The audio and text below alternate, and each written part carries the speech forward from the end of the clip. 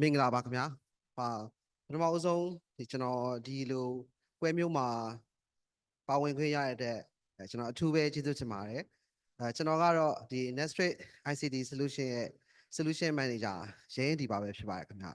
ဆိုတော့ကျွန်တော်ကဒီ Netstrate မတိုင်ခင်မှာဒီဂျပန် IT ကုမ္ပဏီတစ်ခုမှာကျွန်တော်12နှစ်လောက်ပေါ့နော်ဒီ infrastructure head အနေနဲ့တာဝန်ထမ်းဆောင်ခဲ့ပါတယ်ဆိုတော့ဒီကျွန်တော်ပါဝင်ခဲ့တဲ့ project တွေကတော့ဒီရန်ကုန် Stock Exchange implementation တွေနောက်ပြီးတော့ Central Bank of Myanmar ရဲ့ဒီ implementation CBNOA CBNnet ပေါ့ဆိုတော့အဲ့ဒီ implementation မှာကျွန်တော် JICA project နဲ့အတူပါဝင်ပြီးတော့ implementation တွေလုပ်ခဲ့ပါတယ်ဆိုတော့ကျွန်တော်ကတော့ပြောမယ်ဆိုရင်တော့ဒီ telecom field ရဲ့တော့သိမရှင်းသေးပါဘူးကျွန်တော်ကကျတော့ဒီ data compact ကနေပြီးတော့လာတဲ့အတွက်ကြောင့်မလို့ပေါ့နော်ဆိုတော့ဒါမဲ့ကျွန်တော်ဒီ MMIS အဖွဲ့အစည်းကိုကျွန်တော်ဒီ stock exchange ဒီ implementation လုပ်စဉ်ခါခဲကကျွန်တော်ရင်းနှီးခဲ့ပေါ့နော်ဘာဖြစ်လဲဆိုတော့ဒီ stock exchange system ကိုလာပြီးတော့ connect လုပ်မဲ့ဒီ security company တွေကသုံးတဲ့ ISP တွေပေါ့နော်ဆိုတော့အဲ့ ISP တွေရဲ့ကျွန်တော် latency ကိုစစ်တဲ့အခါမှာဒီမတူညီတဲ့ ISP တွေရဲ့ latency ကိုစစ်တဲ့အခါကျတော့ဒီ MMIS ဖွဲ့စည်းကနေပြီးတော့ဒီ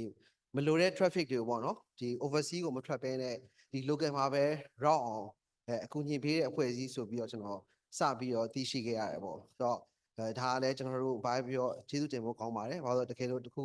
ဒီ global gateway ပိတ်တဲ့အခါကျရင်ကျွန်တော်တို့ internet မှာသွားပြီးတော့ဆက်လက်ပြီးတော့လုပ်ငန်းလုပ်လို့ရအောင်ကူညီတဲ့အတွက်ကြောင့်ဟုတ်လို့ပေါ့နော်ဆိုတော့ဒီနေ့ကျွန်တော်တို့မျှဝေမဲ့အကြောင်းအရာလေးကကြတော့ဒီခေါင်းစဉ်ကတော့ ISP လို့တတ်ထားပေမဲ့ကျွန်တော်တို့တကယ်ကြတော့ဒီ data compact နဲ့ဒီ networking global networking ဘက်ကိုသွားတဲ့ဟာမျိုးကိုကျွန်တော်တို့စဉ်းစားထားပြီးတော့မျှဝေခြင်းဖြစ်ပါတယ်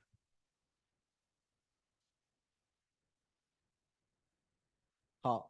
ဆိုတော့ပေါ့ဒီ monitoring and automation မှာကျွန်တော်အဓိကထားပြီးတော့ဒီနေ့မျှဝေမယ့်အကြောင်းတော့DDI solution ဖြစ်ပါတယ်ဆိုတော့ DDI solution ကတော့များသောအားဖြင့်တော့ကျွန်တော်တို့ရင်းနှီးပြီးသားလို့တော့ကျွန်တော်ထင်ပါတယ်ခင်ဗျာဟုတ်ဆိုတော့ကျွန်တော်တို့ဒီ organization တွေ company တွေကဒီစခြင်းပေါ့နော်ဒီဆောင်တဲ့အခါမှာဒီ IP infrastructure အတွက်ကကျွန်တော်လိုအပ်ချက် requirement ကသိများစားမရှိလာပါဘူးပေါ့နော်ဆိုတော့ဒီပုံမှန်ကျွန်တော်တို့server ဒီ file server ရှိမယ် AD DNS server DHCP ပေါ့နော်စသဖြင့်ဒီလိုအခြေခံ requirement လေးတွေပဲရှိခဲ့တာပေါ့ဆိုတော့အဲ့ဒီအခြေခံ requirement လေးတွေကိုကျွန်တော်တို့ maintain လုပ်ရတဲ့ကျွန်တော် administrator တွေ network engineer တွေကကျွန်တော်တို့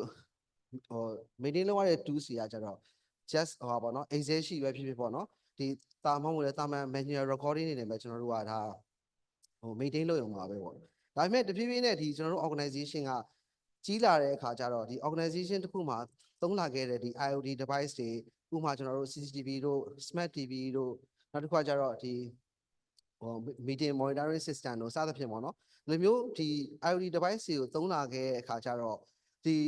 ကျွန်တော်တို့တဖြည်းဖြည်းနဲ့ကျွန်တော်တို့ network ကတဖြည်းဖြည်းနဲ့ချဲ့ထွင်မှုလိုအပ်လာတယ်အဲ့ပြင်ကျွန်တော်တို့ဒီ company ရဲ့စက်ရုံအသစ်တွေကျွန်တော်တို့တည်ဆောက်မယ်စက်ရုံမှာတစ်ခုနဲ့တစ်ခုကြားထဲမှာရှိရဲ့ network communication ကျွန်တော်တို့ implementation လုပ်ရမယ်ဒါအပြင်ကျွန်တော်တို့ဒီရုံးရဲ့ကျွန်တော်တို့ branch office တွေတက်တိုးလာမယ် office ကြားနဲ့ main head office နဲ့ branch office မှာရှိရဲ့ communication network traffic တွေကျွန်တော်တို့ implementation တွေလုပ်ရမယ်ဒါအပြင်ကျွန်တော်တို့ဒီ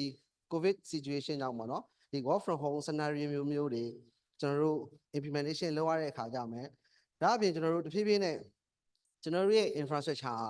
on premise မှာလည်းမဟုတ်ဘဲနဲ့ဒီ cloud infrastructure ပေါ်မှာထပ်ပြီးတော့ expand လုပ်ရတဲ့အခါကျတော့ကျွန်တော်တို့ရဲ့တဖြည်းဖြည်းနဲ့ထိန်းသိမ်းရတဲ့ network environment ကတဖြည်းဖြည်းနဲ့ဒီ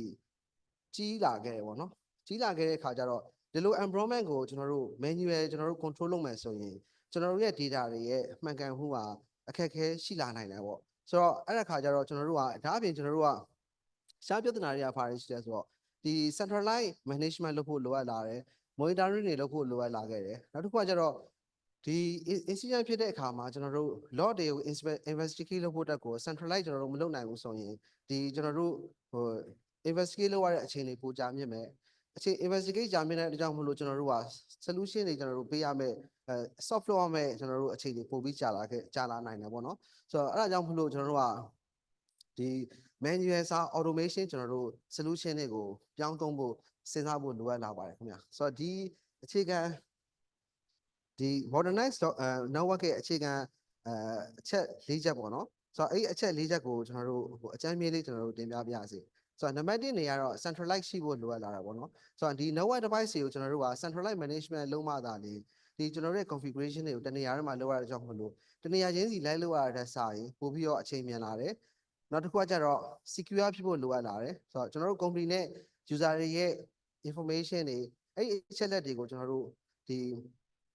authorize ဖြစ်တဲ့ user တွေဝင်ရောက်လို့မရနိုင်အောင်နောက်တစ်ခုကကျတော့ဒီ government ကထုတ်ပြန်ထားတဲ့ policy နဲ့ compliance ဖြစ်အောင်စတဲ့အချက်တွေကိုကျွန်တော်တို့ပြုလုပ်ဖို့လိုအပ်လာတယ်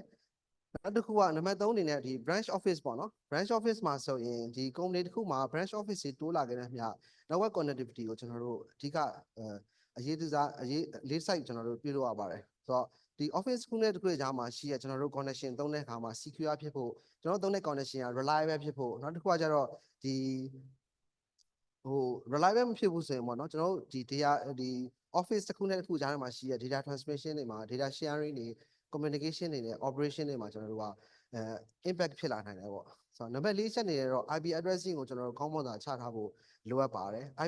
IP address ကိုကျွန်တော်တို့ structure လုပ်တဲ့နေရာမှာလိုအပ်တဲ့ host ကိုပဲကျွန်တော်တို့ဒီ IP subnetting လုပ်ခြင်းအဖြစ်ပေါ့နော်ကျွန်တော်တို့ဒီ broker rate ကြီးကျလာမယ်နောက်တစ်ခါကျတော့ network performance တွေတိုးလာနိုင်တယ်ပေါ့နောက်နံပါတ်5အချက်ကတော့ monitoring အပိုင်းဖြစ်ပါတယ် monitoring ပိုင်းအနေနဲ့ကတော့ဒီ data flow တွေကိုကျွန်တော်တို့အချိန်နဲ့တပြေးညီပြီးမှကျွန်တော်တို့ကဘယ် traffic ကိုကျွန်တော်တို့QoS ပေးလို့ရမယ်ဘယ် traffic ကို priority ပေးရမယ်ပေါ့နော်စသဖြင့်ကျွန်တော်တို့ဒီဟာကိုစီမံခန့်ခွဲနိုင်မှာဖြစ်ပါတယ်နံပါတ်6အနေနဲ့ကတော့ကျွန်တော်တို့အခုလက်ရှိမှာဆိုရင်ဒီ work from home scenario ပေါ်လာပြီးတဲ့နောက်မှာကျွန်တော်တို့ဒီ worker တွေက remote worker နဲ့ကျွန်တော်တို့ on premise worker ဆိုပြီးတော့နှစ်မျိုးနှစ်စားဖြစ်လာခဲ့တယ်ပေါ့နော်ဆိုတော့အဲ့လိုမျိုးဒီ working location မတူတဲ့နေရာတွေမှာကျွန်တော်တို့မတူတဲ့နေရာတွေကိုကျွန်တော်တို့ implementation လုပ်ဖို့ user တွေကိုပုံမှန်ထိန်းကျောင်းဖို့အတွက်ဆိုရင်ကျွန်တော်တို့ကကောင်းမွန်တဲ့ policy တွေရှိဖို့လိုအပ်လာပါတယ်ဒါကတော့ဒီအခုဒီ networking ရဲ့အခြေခံစိန်ခေါ်မှုတွေပဲဖြစ်ပါတယ်ခင်ဗျဆိုတော့ဒီဟာတွေကိုကျွန်တော်တို့ဖြည့်ရှင်းဖို့ solution ကျွန်တော်တို့ရှိပါတယ်အဲ့ဒါတော့ဘာလဲဆိုတော့ကျွန်တော်တို့ DDI solution ဖြစ်ပါတယ်ဆိုတော့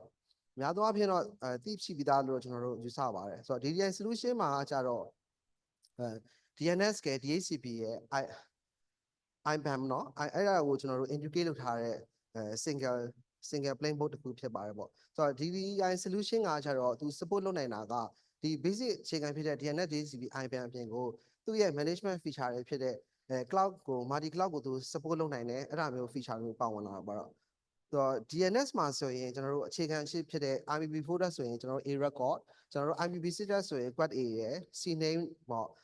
name အတွက်ဆိုရင် CNAME ကျွန်တော်တို့ exchange အတွက်ဆိုရင်ကျွန်တော်တို့က MH record ပေါ့နော်စသဖြင့်ဒီလိုအခြေခံအချက်လက်တွေပါတဲ့အပြင်ကိုသူ့ရဲ့ additional feature တွေဖြစ်တဲ့ကျွန်တော်တို့spoofing နဲ့ကျွန်တော်တို့ဒီ cache poisoning ကိုကျွန်တော်တို့prevent လုပ်ပေးနိုင်တဲ့DNS security extension ဆိုတဲ့ feature တွေပါဝင်လာတယ်နောက်တစ်ခုကကျတော့ဒီ data center တစ်ခုနဲ့တစ်ခုကြားထဲမှာ load balance ကို support ပေးနိုင်တဲ့ GTM တွေပါဝင်လာတာပေါ့ဆိုတော့နောက်တစ်ခုကကျတော့ DNS ကိုကျွန်တော်တို့က redundant ထားပေးတဲ့အတွက်ကြောင့်မလို့ဒီ Anycast DNS တို့ပါတို့ဟိုစပြီးတော့ဒီ DDI solution မှာပါဝင်လာပါတယ်ဆိုတော့ IBAN အနေနဲ့ကတော့ဒီ IP conflict ကို miss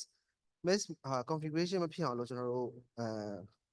prevention လုပ်ပေးရအနေနဲ့ဒီ IP addressing tracking နဲ့ allocation တို့ပါဝင်လာတယ်နောက်တစ်ခုကကျတော့ဒီ IPv6 နဲ့ IPv4 support လုပ်တယ်ပေါ့နော်ပြီးတော့သူက additional feature အနေနဲ့ဒီ cloud နဲ့ SD-WAN တို့ကိုလည်းmanagement လုပ်နိုင်ပါတယ်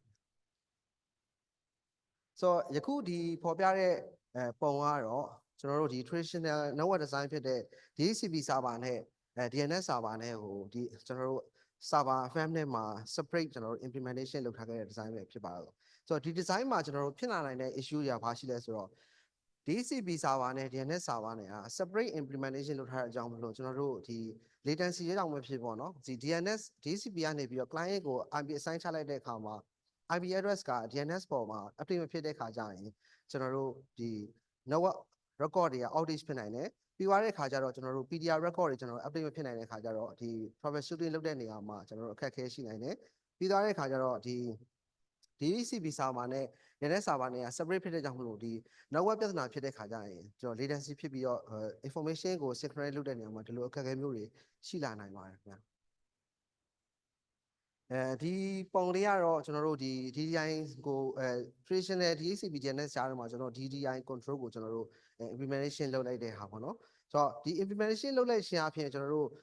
ဒီ server ကတစ်ခုတည်းဖြစ်တဲ့ကြောင့်မလို့ဒီ DHCP ရဲ့ record DHCP ချလာတဲ့အsign တွေကိုကျွန်တော်တို့ DNS record မှာကျွန်တော်တို့ auto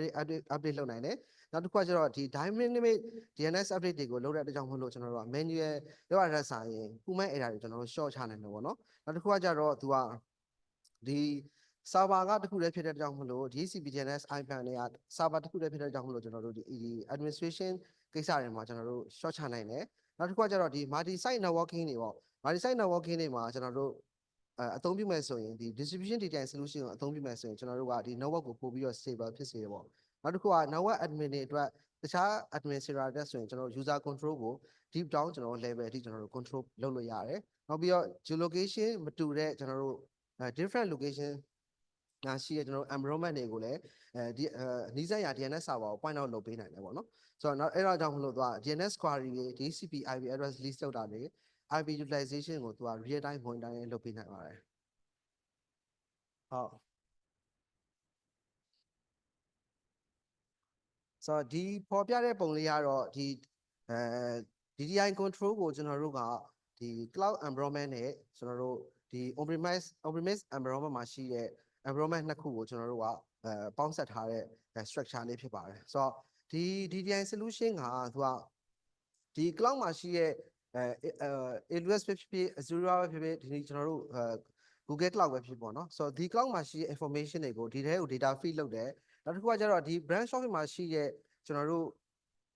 virtual machine တွေphysical server တွေ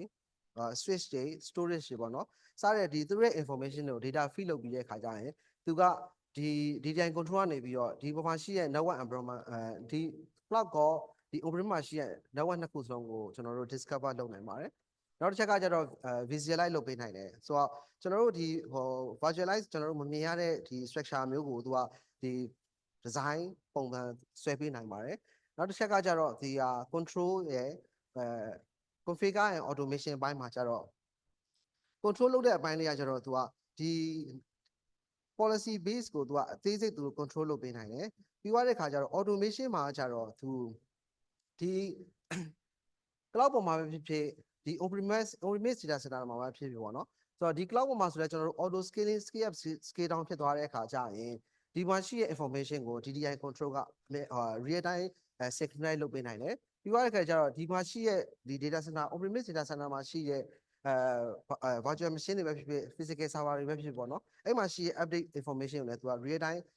ကျွန်တော်တို့ဒီ automation လုပ်ပေးနိုင်တယ်ပြီးသွားတဲ့အခါကျတော့ဒီ cloud auto scaling မှာဆိုရင်သူက server auto scaling ဖြစ်တဲ့ information တွေကိုလည်းတခါတည်းသူ update လုပ်နိုင်ပါတယ်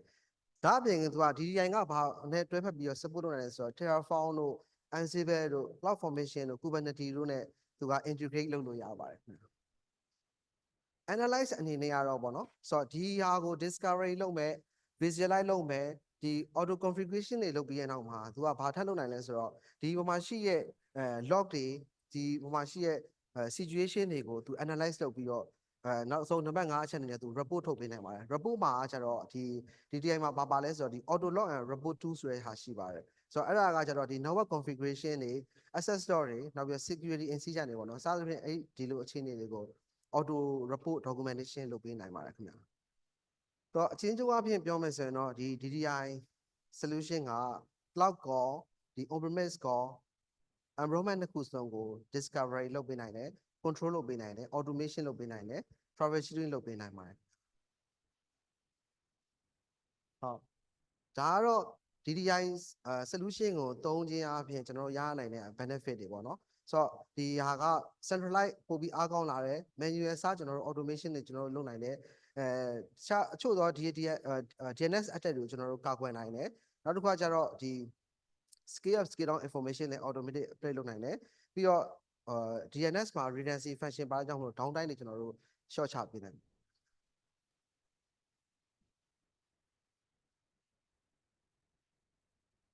ဆိုတော့ဒီ DDI solution ကိုသုံးပြဖို့လိုအပ်တဲ့ environment တွေကိုကျွန်တော်တို့ဟို category ကျွန်တော်တို့ခွဲထားပါတယ်ခင်ဗျာဆိုတော့ဒီ DDI solution ကိုသူက multi location တွေမှာကျွန်တော်တို့ရှုပ်ထွေးတဲ့ network တွေကိုပေါ့နော် manage လုပ်ရတဲ့ organization မျိုးတွေ IP address တွေကို manage လုပ်ရတဲ့ data center တွေ cloud provider တွေ DHCP DNS security service တွေလိုအပ်တဲ့ IP တွေ telecom တွေပြီးသွားတဲ့အခါကျတော့ဒီ security နဲ့ compliance တွေကိုလိုအပ်တဲ့ government နဲ့ financial institution တွေကဒီ DDI solution ကိုအသုံးပြုသင့်ပါတယ်ဒါကတော့ဒီ DDI solution ကိုသုံးခြင်းအပြင်ကျွန်တော်တို့ရနိုင်မဲ့အကျိုးကျေးဇူးလေးကိုကျွန်တော်တို့sample လေးတွေနဲ့ကျွန်တော်တို့ဖော်ပြတာဖြစ်ပါတယ်ဆိုတော့ DDI solution ကိုသုံးခြင်းအပြင်ကျွန်တော်တို့ IP ခုနကကျွန်တော်ရှေ့မှာပြောခဲ့သလိုပဲပေါ့နော်ဒီmanual ကျွန်တော်တို့ Excel sheet တို့ manual ကျွန်တော်တို့ record book တွေနဲ့မှတ်မဲ့အစားကျွန်တော်တို့ဒီIBAN ကျွန်တော်တို့မှာသုံးပြုခြင်းအပြင်ကျွန်တော်တို့ဒီ DNS DHCP DNS information ကိုကျွန်တော်တို့ real time သိနိုင်တယ်IP tracking တွေပါတဲ့ကြောင့်မို့ကျွန်တော်တို့ IP conflict တွေကိုလည်းကျွန်တော်တို့short ချနိုင်ပါတယ် centralized view တွေလည်းအသုံးပြုလို့ရပါတယ်နောက်တစ်ခုကကြတော့name resolution မှာဆိုရင်ဒီ DNS ကျွန်တော်တို့ outage ဖြစ်တဲ့အခါကျရင်ကျွန်တော်တို့ internet တို့တခြားကျွန်တော်တို့ website တို့က access လုပ်လို့မရတဲ့ပြဿနာမျိုးတွေကိုဖြေရှင်းဖို့ဆိုရင် DNS မှာသူ့ရဲ့ DNS redundant architecture ပါတယ်ပေါ့နော်ဆိုတော့ DHCP issue တွေဖြစ်တဲ့ဒီ IP lease လုပ်တဲ့ update IP lease လုပ်တဲ့ information တွေနောက်ပြီးတော့ဒီconflict ဖြစ်တဲ့ဟာမျိုးတွေပေါ့နော်အဲ့ဒါမျိုးတွေကိုကျွန်တော်တို့ဒီ DDI solution မှာဆို automate DHCP lease monitoring ဆိုတာရှိပါတယ်အဲ့ဒီ solution ကနေပြီးတော့ကျွန်တော်တို့ကာကွယ်ပေးနိုင်ပါတယ်ဆိုတော့ DDI ကိုကျွန်တော်တို့အနှစ်ချုပ်ပြီးပြောရမယ်ဆိုရင်တော့ဒီ automation နဲ့ networking ကိုကောင်းမွန်အောင်လုပ်နိုင်တယ်ပြီးတော့ security risk တွေကိုကျွန်တော်တို့ short လာနိုင်တယ် IP conflict တွေကျွန်တော်တို့ update ကျွန်တော်ရှောင်သွားနိုင်တယ်နောက်ပြီးတော့ compliance နဲ့ regulatory တွေကိုတိုးတက်လာစေပါတယ်ဆိုတော့ဒီကတော့ကျွန်တော်တို့ DDI solution ကို provide လုပ်တဲ့third party company တွေပဲဖြစ်ပါတယ်ဆိုတော့ကျွန်တော်တို့ commercial အနေနဲ့ဆိုရင်တော့ infoblox ရှိမယ် bluecat ရှိမယ် efficient IP ရှိမယ် Cisco Prime Network Register ရှိမယ်ပေါ့နော်အောက်ကတော့ open source ပါဒါ open source ဟိုကျွန်တော်ဒီမှာရှိတဲ့ solution တွေကိုအသုံးပြုပြီးတော့ DDI solution ကိုကျွန်တော်တို့ implementation လုပ်လို့ရပါတယ်ဒါလေးကတော့ကျွန်တော်တို့ဒီDDI tools တစ်ခုဖြစ်တဲ့ဟာလေးကိုကျွန်တော်တို့ဒီgraph ပုံလေးချပြတာဖြစ်ပါတယ်ဆိုတော့ဒီ dashboard မှာဆိုရင်ကျွန်တော်တို့က IPAM နဲ့ DHCP တွေ DNS တွေပါဝင်တဲ့အပြင်တခြားသူ့မှာပါတဲ့ feature တွေဖြစ်တဲ့ဒီ workflow တွေပေါ့နော် device manager တွေ freelance စသဖြင့်ပေါ့နော်ဒီလို information တွေကျွန်တော်တို့ control လုပ်ခြင်းအပြင် DHCP ဒီနောက်ပိုင်းမှာရှိတဲ့ IP address IP addressing နဲ့ DNS DHCP တွေကိုကျွန်တော်တို့ automation တွေရယ်monitoring ရယ်ကျွန်တော်တို့ manage လုပ်လို့ရပါတယ်ကျေးဇူးတင်ပါတယ်